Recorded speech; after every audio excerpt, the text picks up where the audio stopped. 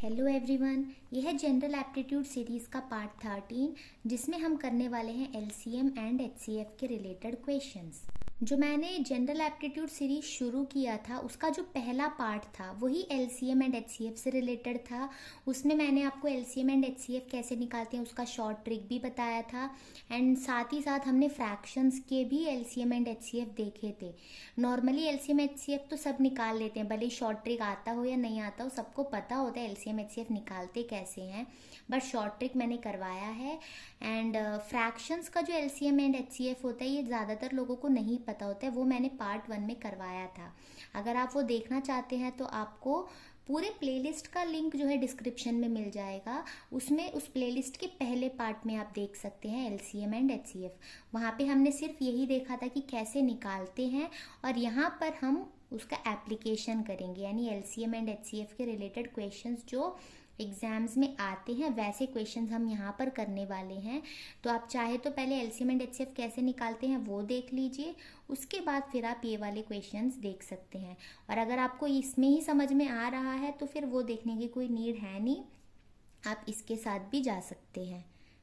देखिए question number 1, if the two numbers are in the ratio 2:3। जब भी ratio की बात की जाए ना 2:3 के रेशियो में है तब ना हमेशा हम मान लेते हैं कि वो नंबर्स हैं 2x एंड 3x। ऐसे लिखने का क्या मतलब होता है? मान लो कोई नंबर था हमारे पास 10 एंड 15, मान लो दो नंबर है 10 एंड 15, उसका रेशियो का मतलब होता है हम उसे डिवाइड करके देखते हैं। तो जैसे हमें पता है ये दोनों 5 की टेबल से कट जाएगा, 5 2 ज़ा 10 होता है एंड 5 3 ज़ा 15 होता है। तो इस तरह से हमें 2 और 3 मिलता है, तो हम बोलते हैं उसकी रेशियो 2 एंड 2:3 है। तो इसका ये मतलब होगा ना कि 2 और 3 में कुछ तो ऐसा कॉमन मल्टीप्लाइड था जिसे हमने काट दिया। जैसे कि यहाँ पर हमें पता है 5 और इस 5 को क्या हमने काटा है, तब जाके 2 एंड 3 आया। तो जो कॉमन हमने काट दिया उसे हम x ले रहे हैं। तो ये मतलब होता है जब भी हमें रेशियो दी गई होती है हम उसे 2x एंड 3x ऐसे x क्यों लेते हैं? x वो नंबर होता है जिसे हमने काटा है कॉमन लेकर, ये होता है। और बताया है कि product of their HCF and LCM इतना है, यानी कि एलसीएम इंटू एचसीएफ जो इसका प्रोडक्ट है ये है 33750, ये हमें दिया गया है और बोला है नंबर्स ये दो है। तो इसके लिए ना एक फॉर्मूला है जो क्लास 10th में यूज़ होता है, वो ये है कि जो एलसीएम इंटू एचसीएफ होता है ये हमेशा product of the to number होता है। यानी जो दो नंबर्स का हमने एलसीएम या एचसीएफ लिया है उन दोनों नंबर का जो प्रोडक्ट होता है और उसका जो एलसीएम एंड एचसीएफ होता है उसका जो प्रोडक्ट होता है ये दोनों हमेशा इक्वल होता है। तो जैसे हमें दिया है एलसीएम इंटू एचसीएफ ये है 33750, product of the two numbers यानी कि दोनों नंबर है 2x एंड 3x, इनका प्रोडक्ट यानी इसे हम मल्टीप्लाई करेंगे। तो ये हमें पता है, तो इससे हम क्या करेंगे, हमें पता लगाना है सम ऑफ द नंबर्स क्या होगा। पहले हमें नंबर्स पता करने हैं यानी 2x एंड 3x निकालना है, उसके लिए x पता होना चाहिए। तो इस इक्वेशन से हम पहले x निकालेंगे। पहले आप ये करिए कि जो x है उसे यहीं पर रहने दीजिए, x into x x square होगा और यहाँ पर है 33750 और ये 2 इंटू 3 जो है वो क्योंकि यहाँ न्यूमरेटर में था इस तरफ आते ही वो डिनोमिनेटर में आ जाएगा। तो पहले आप 2 से इसे कट करिए, 2 से अगर आप कट करेंगे तो आपको ये मिलेगा 1 1 कैरी, 2 6 ज़ा 12 1 कैरी, 2 8 ज़ा 16 1 कैरी, 2 7 ज़ा 14 1 कैरी एंड देन 5। यानी कि अब तक आपको क्या मिला, x square is equal to क्या मिला है 16875 डिवाइडेड बाई 3।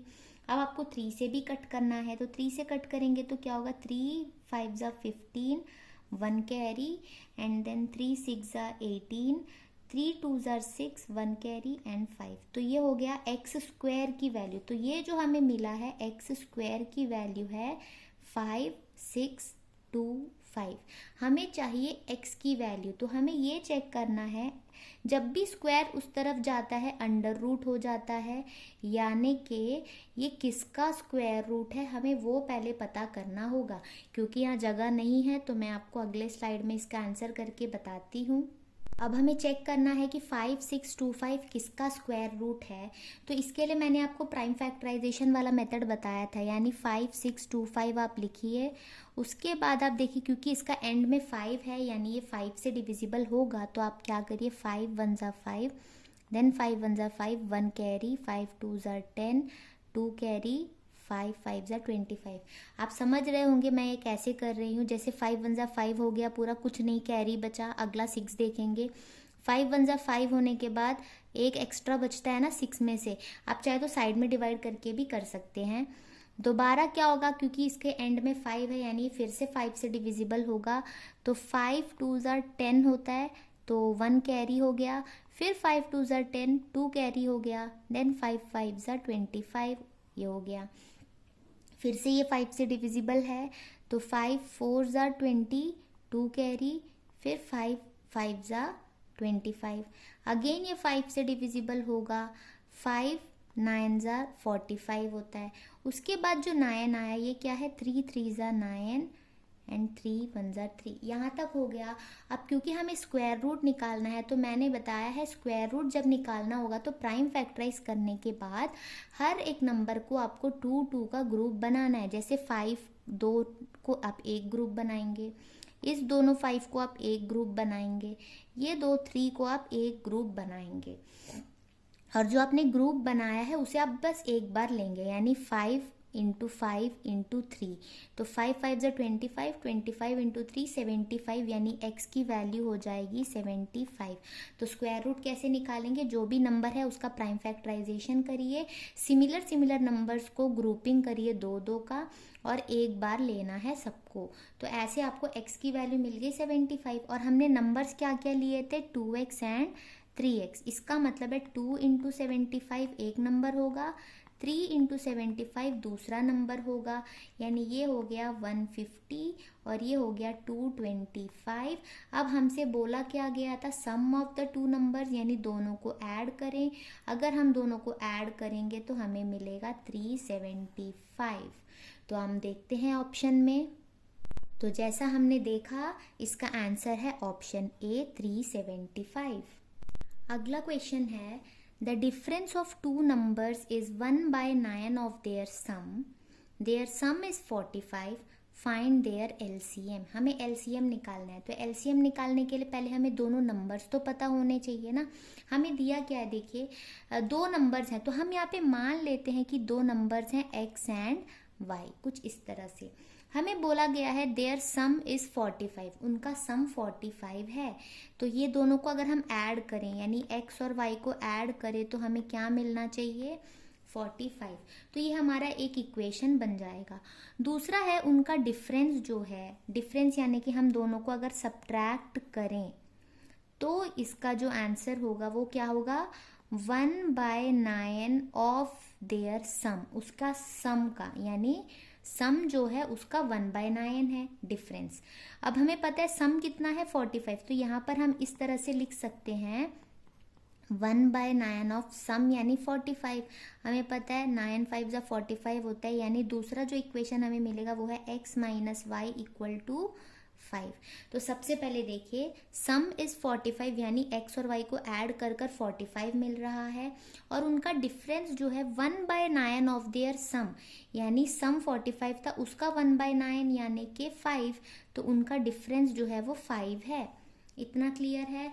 अब हमें पहले तो नंबर्स पता करने होंगे ना, तो ये सिंपल जैसे हम एलिमिनेशन मेथड करते हैं वैसे करेंगे, यानी कि y से माइनस वाई कैंसिल हो जाएगा। ये 10th का है ना, लीनियर इक्वेशन इन 2 वेरिएबल्स, कुछ इसी तरह का है। तो जैसे y और माइनस वाई कट गया, x एंड x मिलकर हो जाएगा 2x, 45 प्लस 5 मिलकर हो जाएगा 50। तो इसमें से हमें मिलेगा x की वैल्यू होगी 25, तो x की वैल्यू मिल गई 25। अब y भी चाहिए, तभी तो हमें दोनों नंबर पता चलेंगे ना। तो एक नंबर हो गया 25, तो दूसरा कैसे निकालेंगे, x की वैल्यू 25 रखो प्लस y इक्वल टू 45। तो इसमें से हम क्या करेंगे, 25 उस तरफ चला जाएगा, तो ये हो जाएगा 45 माइनस 25, तो y की वैल्यू आपको मिलेगी 20, यानी कि आपका एक नंबर है 20 और दूसरा नंबर है 25, ये दो नंबर्स हैं आपके। तो इस क्वेश्चन में आपको नंबर्स तो निकालने ही थे, बट इसमें आंसर कंप्लीट नहीं होता है, आपको इसका एलसीएम भी निकालना है। तो एलसीएम निकालने के लिए मैंने आपको बताया था कि जो भी नंबर्स आपको दिए होंगे उसमें से आप सबसे पहले सबसे बड़ा नंबर देखिए जो कि है 25। फिर मैंने बताया था कि आप चेक करें कि क्या वो बाकी नंबर से कट रहा है, तो 20 तो उसे एग्जैक्टली नहीं काटेगा। तो ऐसे में मैंने बोला था कि आपको 25 का अगला मल्टीपल्स लिख लिख कर देखना है। 25 2 ज़ा 50 होता है जो 20 से नहीं कटेगा। 25 3 ज़ा 75 होता है, वो भी 20 से नहीं कटेगा। 25 4 ज़ा 100 होता है जो 20 से कट रहा है, यानी कि इन दोनों का एलसीएम होगा 100। तो अगर ये वाला मेथड आपको नहीं पता है तो कोई बात नहीं, आप अपना सिंपल जो एलसीएम एचसीएफ वाला आप यूज़ करते हैं ना 20 25, फिर वही प्राइम नंबर्स वाला, वो भी आप कर सकते हैं। लेकिन ये जो मेथड है वो मैंने आपको पार्ट 1 में भी कराया है, अगर आप चाहे तो वहाँ से वो वीडियो भी देख सकते हैं, जिससे आप अपना टाइम बचा सकते हैं इस तरह से। अगला क्वेश्चन है, the ratio of two numbers is 15:11। If their HCF is 13 then the numbers are. कुछ इसी तरह का क्वेश्चन हमने पहला वाला देखा था जहाँ पे नंबर्स की रेशियो दी गई थी, यानी कि वो नंबर्स को हम 15x एंड 11x मान लेंगे। लेकिन उस क्वेश्चन में और इस क्वेश्चन में डिफरेंस ये है कि वहाँ पर हमें एलसीएम एंड एचसीएफ का जो है प्रोडक्ट दिया गया था, यहाँ पर हमें सिर्फ एचसीएफ दी गई है जो कि है 13। तो यहाँ पर हम वो फॉर्मूला यूज़ नहीं कर पाएंगे क्योंकि यहाँ पर हमें एक्स भी नहीं पता है, हमें एलसीएम भी नहीं पता है, तो वो फॉर्मूला हम यहाँ पर यूज़ नहीं करेंगे। अगर हमें अलग से यहाँ पे एलसीएम भी दिया गया होता तो हम क्या करते, product of the two numbers is equal to HCF into LCM करते, एक्स की वैल्यू निकालते और 15x 11x करके हम नंबर्स निकाल लेते, वही हमें चाहिए ना। बट यहाँ पर हम वो फॉर्मूला यूज़ नहीं कर सकते। तो जैसे मैंने आपको बताया, जैसे 15x है 11x है, इसमें से कुछ कॉमन x कट रहा है, तब तो ये 15/11 हमारा रेशियो आ रहा है, यानी कि ये जो x कट रहा है वो इसका कॉमन फैक्टर है। और आपको पता है एचसीएफ का मतलब होता है हाईएस्ट कॉमन फैक्टर, तो एचसीएफ होता ही हाईएस्ट कॉमन फैक्टर है जो कि है 13, यानी कि दोनों ही नंबर में 13 एक कॉमन फैक्टर था।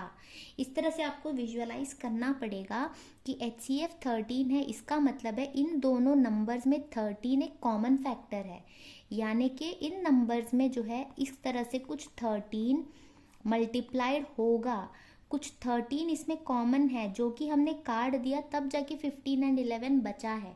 तो यही इसका मतलब है, एचसीएफ अगर उनका कॉमन फैक्टर है, इसका मतलब है कि 13 से ये भी मल्टीप्लाई हो रहा है, ये भी 13 से मल्टीप्लाई हो रहा है, तब तो वो 13 इसमें कॉमन है। इसका मतलब है जो x कॉमन था यहाँ पर वो ही 13 है।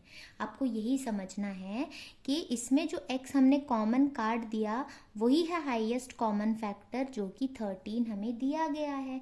तो x की वैल्यू अगर आप 13 रखो तो आपको नंबर्स मिलेंगे 15 इंटू 13, 11 इंटू 13। अब आप देखेंगे 11 इंटू 13 आपको मिलेगा 143, 15 इंटू 13 होता है 195, यानी कि जो दो नंबर्स हमें चाहिए वो है 195 एंड 143, जो है ऑप्शन डी। नेक्स्ट क्वेश्चन है, what is the smallest whole number that is exactly divisible by ये 3। तो 3 नंबर्स हमें दिए गए हैं, वो भी मिक्स्ड फ्रैक्शंस के फॉर्म में है। तो पहले हमें क्या करना होगा, इसे प्रॉपर फ्रैक्शंस में लेकर आना होगा। मिक्स्ड फ्रैक्शन से हम इसे फ्रैक्शंस में कन्वर्ट करेंगे और फिर हमें ये पता लगाना है कि हमें निकालने को क्या बोला गया है, स्मॉलेस्ट होल नंबर जो इन सबसे डिविजिबल हो। तो यहाँ पे हमें कन्फ्यूजन हो जाती है कि हम एचसीएफ निकालें या एलसीएम निकालें। तो आप समझ लेना, एलसीएम का मतलब होता है लोएस्ट कॉमन मल्टीपल, लोएस्ट यानी स्मॉलेस्ट, और हाईएस्ट कॉमन फैक्टर होता है एचसीएफ, तो उसमें हाईएस्ट या ग्रेटेस्ट बोला रहेगा। तो यहाँ स्मॉलेस्ट बोला गया है यानी लोएस्ट, तो हमें यहाँ पर बेसिकली एलसीएम निकालना है। तो आप इस तरह से समझ सकते हैं, एलसीएम में एल स्टैंड्स फॉर लोएस्ट और यहाँ पे स्मॉलेस्ट बोला गया है। तो आपको एलसीएम ऑफ दिस फ्रैक्शंस निकालने हैं। तो पहले आप क्या करेंगे, इसका मिक्स्ड फ्रैक्शन में आपको पता है क्या करना होता है, ये जो दो होते हैं इनको आप मल्टीप्लाई करेंगे, 28 इंटू 1 28, और फिर इसके साथ ऐड करेंगे। 28 + 5 क्या होता है 33, एंड डिवाइडेड बाय 28 जो था वो एज इट इज़ रहेगा। ये आपका पहला नंबर है।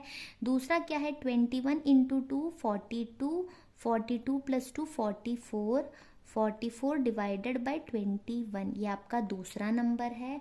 और तीसरा है 7 3 ज़ा 21, 21 प्लस 1 22 बाय 7। तो इन तीनों नंबर्स का आपको क्या करना है, एलसीएम निकालना है। और मैंने आपको एलसीएम ऑफ फ्रैक्शन में बताया था कि जब आपको एलसीएम या एचसीएफ निकालना होता है, ऊपर तो हमेशा आपको न्यूमरेटर का ही लेना होता है और नीचे आपको डिनोमिनेटर का ही लेना होता है। बट ऊपर एलसीएम लेंगे या एचसीएफ लेंगे वो डिपेंड करता है कि आपको फाइंड क्या करना है। जैसे आपको एलसीएम निकालना है तो ऊपर आप लेंगे एलसीएम और नीचे आप लेंगे एचसीएफ। तो आपको न्यूमरेटर का एलसीएम चाहिए, डिनोमिनेटर का एचसीएफ चाहिए।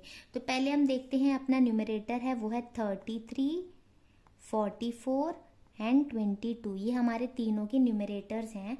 तो न्यूमरेटर का हमें चाहिए एलसीएम। तो एलसीएम में जैसे मैंने आपको बताया था कि एलसीएम जब भी निकालना होता है हम देखते हैं सबसे बड़ा नंबर क्या है, जो कि है 44। 44 जो है 22 से एग्जैक्टली कट जाता है। 22 इंटू 2 44 होता है, तो 22 को हटा दीजिए। लेकिन 33 जो है वो 44 को नहीं काट पाता, तो ऐसे में मैंने आपको बताया था इसका अगला अगला मल्टीपल आप ले लीजिए। तो आपको पता है 44 के बाद अगला आएगा 88, जो कि इसमें से नहीं जा रहा। फिर आपको पता है 44 इंटू 3 करेंगे तो क्या आएगा, 132 आएगा, जो इससे कट जाएगा, क्योंकि 33 इंटू 4 अगर आप करोगे तो भी आपको 132 मिल रहा है। यानी 132 ऐसा नंबर है जो 44 एंड 33 दोनों के टेबल में आता है। यानी एलसीएम ऑफ न्यूमरेटर आपको मिल जाएगा 132। यहीं से आप समझ जाएंगे, क्योंकि सबका डिनोमिनेटर 7 दिया है तो आपको एचसीएफ ऑफ डिनोमिनेटर तो निकालना भी नहीं पड़ेगा, आपको सिर्फ न्यूमरेटर से काम चला लेना है, जैसे 132। तो यही आपका आंसर है। बट फिर भी मैं आपको एचसीएफ ऑफ डिनोमिनेटर बता देती हूँ। जैसे आपका डिनोमिनेटर्स में है 28, 21 एंड 7, और एचसीएफ में आपको ठीक उल्टा करना है। तीनों नंबर में से सबसे छोटा नंबर उठाना है और चेक करना है क्या 7 28 को काट सकता है, हाँ। क्या 7 21 को काट सकता है, हाँ। तो इसका मतलब यही इसका एचसीएफ होगा, यही करना है। यानी इसका जो आंसर है वो है 132/7। यहाँ पर आप चाहते तो वो भी कर सकते थे, 33, 44, 22। पहले आप 11 ले लीजिए, तो 11 3 ज़ा 4 ज़ा 2 ज़ा, फिर 3 टाइम्स करेंगे, ये भी कर सकते हैं। देन 2 टाइम्स, फिर से 2 आएगा, फिर सबको आप मल्टीप्लाई करके भी देखेंगे 132 ही आने वाला है। तो सिंपल है, आपको जो इजी लगे वो वाले मेथड से आप एलसीएम एंड एचसीएफ निकालिए, वो प्योरली आपका है। बट यही है, मैं क्वेश्चंस आपको बता रही हूँ कि फ्रैक्शन के केस में कैसे निकालते हैं। अगर आप डिटेल्ड देखना चाहते हैं तो पार्ट 1 ज़रूर देखिएगा। नेक्स्ट क्वेश्चन, ये एक वर्ड प्रॉब्लम है। ऐसे क्वेश्चंस ना क्लास 10th के एनसीईआरटी बुक में बहुत मिलते हैं। तो यहाँ पे देखो क्या बताया गया है, 3 bells ring simultaneously at 11 AM। यानी 3 बेल्स हैं, तीनों एक साथ 11 बजे रिंग किए। They ring at regular intervals of 20 minute, 30 minute and 40 minute respectively. यानी 11 बजे तो साथ में बजे तीनों बेल्स, बट पहला बेल जो होता है वो 20-20 मिनट के इंटरवल में बजता है, दूसरा बेल 30-30 मिनट्स के इंटरवल में बजता है, और तीसरा जो बेल है वो 40 मिनट्स के इंटरवल में बजता है। तो आपको ये बताना है कि क्योंकि जब 11 बजे बजा तो 11:20 में पहला बेल बजेगा दोबारा, 11:30 में दूसरा बेल बजेगा, और 11:40 जब होगा तो ये बजते वक्त ये भी साथ में बजेगा, क्योंकि 11:20 के बाद दोबारा 20 मिनट्स यानी 40 मिनट्स में ये फिर से बजेगा, लेकिन ये तब नहीं बज रहा होगा। तो आपको ये बताना है कि ऐसा कौन सा टाइम होगा जब तीनों फिर से साथ में बजेंगे, ऐसे आपको बताना है। तो ऐसे क्वेश्चंस जो होते हैं वो एलसीएम एचसीएफ से रिलेटेड होता है। तो यहाँ पे बच्चे कंफ्यूज इस तरह से होते हैं कि एलसीएम निकालना है या एचसीएफ निकालना है। तो आप एक बात याद रखिएगा कि जब 3 नंबर्स आपको दिए होते हैं तो जो उसका एचसीएफ होता है वो या तो इसमें से सबसे छोटा नंबर होता है या इससे भी कोई छोटा नंबर होगा, और जब आप किसी का एलसीएम निकालते हैं तो वो या तो इसमें से सबसे बड़ा नंबर होगा या इससे भी कोई बड़ा नंबर होगा। तो आप अपना कॉमन सेंस लगाकर ही देख सकते हैं कि जो भी होगा साथ में जो बज रहे होंगे वो 40 मिनट्स से ज़्यादा टाइम ही लगेंगे, यानी कि 40 मिनट्स में भी वो तीनों साथ में नहीं बज रहे, तो जो भी टाइम होगा वो 40 मिनट्स से ज़्यादा का ही टाइम होगा, यानी वो एलसीएम होगा। मैं ऐसे याद रखती हूँ कि मुझे पता होता है कि जो आंसर आने वाला है वो इनसे छोटा आएगा या इनसे बड़ा आएगा, उतना तो हम सेंस कर ही लेते हैं। अगर इनसे छोटा वैल्यू चाहिए होता है मुझे तो मैं एचसीएफ निकाल लेती हूँ, अगर इससे बड़ा वैल्यू चाहिए मुझे तो मैं एलसीएम निकालती हूँ। इससे छोटा वाला वो कैसे होता है, जैसे कि एक मर्चेंट है, वो ऑयल बेचता है, तो उसके पास अलग अलग क्वालिटी के ऑयल्स हैं, उसको कंटेनर में भरना है। जब वो कंटेनर में भरेगा तो ऑब्वियसली उसके पास जितने ऑयल्स होंगे वो उससे कम ही तो भरेगा ना कंटेनर में, तो जो वैल्यू होगी उससे कम वैल्यू ही वो भरेगा, क्योंकि अगर उसके पास 100 लीटर है तो वो हो सकता है 10 लीटर को भरे। तो मुझे ये पता है कि जितना भी उसके पास ऑयल है वो उससे कम लीटर्स ही अपने कैन में भरेगा, तो उस तरह से मैं समझ लूँगी कि वहाँ पे मुझे एचसीएफ निकालना होगा। क्योंकि यहाँ पे क्योंकि टाइम जो है 40 मिनट से ज़्यादा ही होने वाला है, तो मुझे पता है मुझे यहाँ पे एलसीएम निकालना है, बट किसका, 20, 30 एंड 40 का। तो हम देखेंगे 20, 30 एंड 40, इसका मुझे चाहिए एलसीएम। और एलसीएम में मैंने आपको क्या बताया, जो सबसे बड़ा नंबर है वो देखो, और फिर चेक करो कि 20 जो है 40 को कट कर सकता है, तो ये हटा दीजिए। 30 लेकिन 40 को कट नहीं कर सकता, तो आपको क्या करना है, 40 का अगला मल्टीपल देखना है। 40 इंटू 2 80 होता है, 80 भी 30 से नहीं कटेगा। 40 इंटू 3 होता है 120, और 120 जो है वो 30 से कट रहा है, यानी इसका एलसीएम होगा 120। जैसे 20, 30, 40 सब मिनट्स में थे, तो हमारा जो ये नंबर आया 120 मिनट, यानी इसका एलसीएम है 120 मिनट। तो जाहिर सी बात है 120 मिनट के बाद ये तीनों ही बेल एक साथ बजेंगे। अब क्योंकि आपको यहाँ पे ये नहीं पूछा कि कितने मिनट बाद एक साथ बजेंगे, आपको टाइम दे दिया गया है, तो आप ऐसे समझिए 120 मिनट का मतलब होता है एग्जैक्ट 2 घंटे, यानी 11 बजे अगर वो तीनों साथ में बजे थे तो 2 घंटे बाद ही वो तीनों साथ में बजेंगे। तो 11 बजे के बाद 12 बज गए, फिर 1 बज गया, 1 बजे वो तीनों साथ में बेल करेंगे, तो यानी इसका आंसर होगा ऑप्शन डी।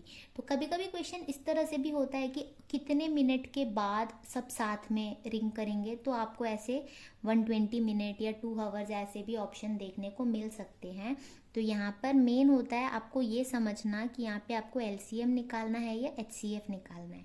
तो आप समझ सकते हैं अगर आप एचसीएफ निकालते तो 20 से भी कम होता, और 20 से कम होता यानी कि 11:20 से पहले, वैसा तो कोई ऑप्शन भी नहीं है हमारे पास, तो समझ जाइएगा कि एलसीएम ही निकालना है। एलसीएम निकालने का तरीका आपने देख लिया, तो आपने देखा एलसीएम 120 मिनट का आ रहा था, उसे हमने कैसे टाइम के साथ कनेक्ट किया वो आप समझ रहे हैं। 120 मिनट यानी 2 घंटे होते हैं, यानी 2 घंटे के बाद, तो 2 घंटे 11 AM के बाद 2 घंटे यानी 1 PM होता है, तो इसका आंसर हो गया। तो यहाँ पर हमने ले लिए 5 क्वेश्चंस, ये हमने कर लिए कंप्लीट। और अगर मैं अगला कोई वीडियो बनाऊंगी इस टॉपिक पे तो इससे रिलेटेड और इससे डिफरेंट क्वेश्चंस भी मैं उसमें लेकर आऊँगी। अगर आपको ये वीडियोस अच्छी लगे तो चैनल को सब्सक्राइब करके बेल आइकन क्लिक कर दीजिए, ताकि आगे आने वाली वीडियोस को भी आप देख पाएँ। और प्रीवियस वीडियोस देखने के लिए लिंक आपको डिस्क्रिप्शन में मिल जाएगा, वहाँ से आप देख सकते हैं। Thanks for watching.